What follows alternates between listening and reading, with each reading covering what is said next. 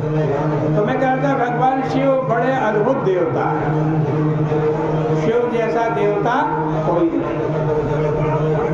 ऐसा कोई देवता है कि जो अर्धनारीश्वर हो, आधा पुरुष आधा स्त्री।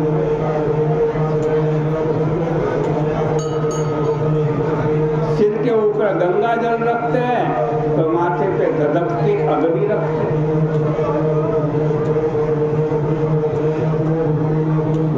ऊपर दूज का चांद अमृत के समान जो चांद है, जो अमृत की किरणें बरसाता है, उस चंद्रमा को रखते हैं भगवान शंकर, और दूसरी तरफ गले में हलाहल विष रखते हैं। सब विरोधी तत्व तो एक साथ इकट्ठे भगवान शंकर के अंदर। भगवान शिव की सवारी नंदी बैल है और दुर्गा की सवारी सिंह की सवारी, आपस में विरोध। गणेश जी की सवारी चूहा है तो कार्तिक की सवारी मयूर है, दोनों में विरोध। ऐसे अद्भुत देवता समाधि में बैठते तो युग कल्प बीत जाते हैं, उनकी समाधि नहीं टूटती। और भोग में भी बैठते हैं तो युग कल्प बीत जाते हैं, उनका भोग ही नहीं टूटता।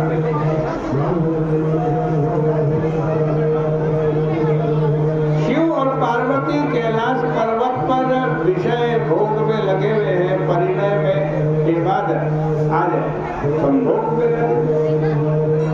ये बोल तो बोलो शंकर जी, जय शिव शंकर हरे हरे गंगे, जय शिव शंकर शिव शंकर के जटा जूट में, शिव शंकर के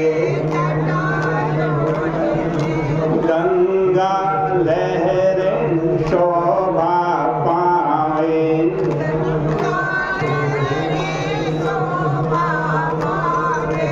धक धक करती अग्नि ज्वाला,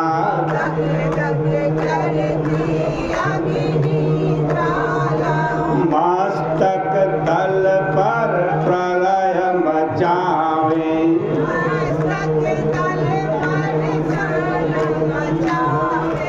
काल चंद्र की शीतल किरणें,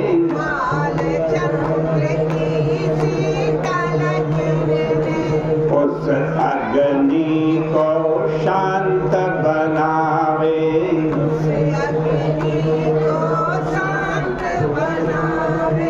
ऐसे गिरिजापति के पद में,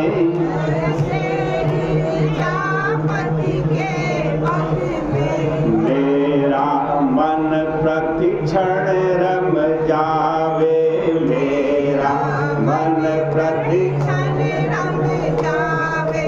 तो शिव और पार्वती कैलाश पर्वत के ऊपर प्रेम लीला कर रहे हैं, और उस समय वरदान था जब तक शिव और पार्वती अपने विषय भोग से अलग नहीं होंगे तब तक पार्वती जी गर्भधारण नहीं कर पाए, और जब तक गर्भधारण नहीं करेंगी तब तक संतान नहीं होगी और तारकासुर का भी वध नहीं होगा।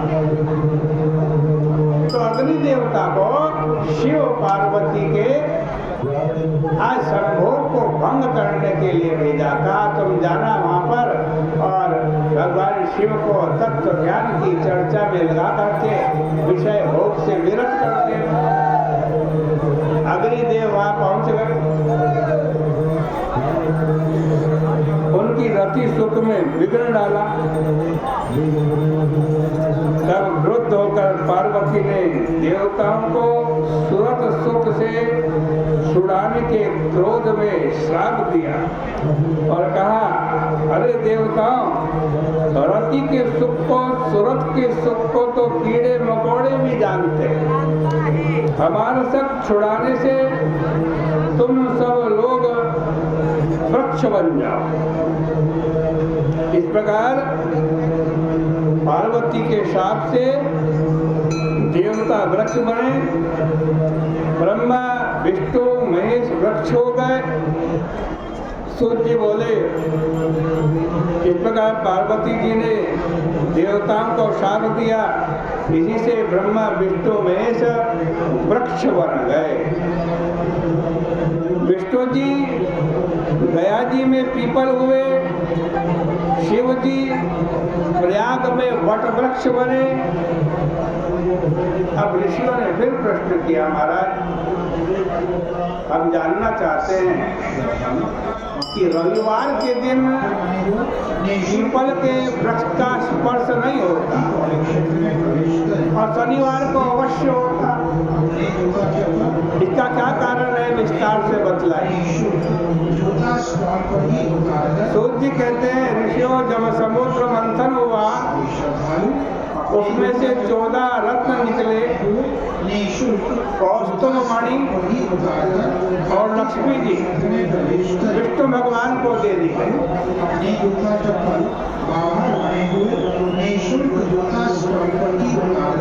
अब जब लक्ष्मी नारायण भगवान का विवाह होने लगा तो लक्ष्मी जी ने कहा, प्रभु मेरी बड़ी बहन तो कुंवारी है, मैं कैसे विवाह करूं? पहले बड़ी बहन का विवाह होना चाहिए, फिर छोटी बहन का विवाह हो। नारायण ने भगवान ने कहा, चलो ठीक है, तुम्हारी पहले बड़ी बहन का विवाह करा दे। भगवान ने सोचा जैसी लक्ष्मी जी हैं वैसी इसकी बड़ी बहन भी होगी, लेकिन लक्ष्मी जी की बड़ी बहन का नाम दरिद्रा।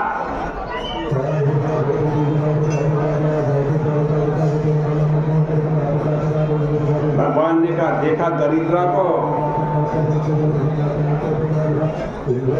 दरिद्रा का बड़ा भारी मुख, न्योले के समान वदन, लाल लाल नेत्र, रूखे और लाल लाल बाल वाली।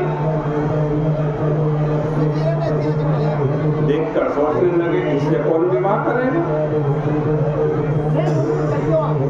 फिर सोचा, देखो मेरे भक्त ऐसे हैं,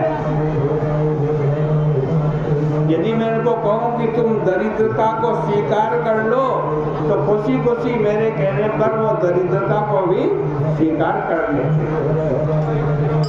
एक उद्दालक नाम के मुनि को बुलाया और कहा, इससे विवाह करो। भगवान की आज्ञा थी, उद्दालक ऋषि ने उस दरिद्रा से विवाह कर लिया, उसको लेकर अपने आश्रम में जाने लगे।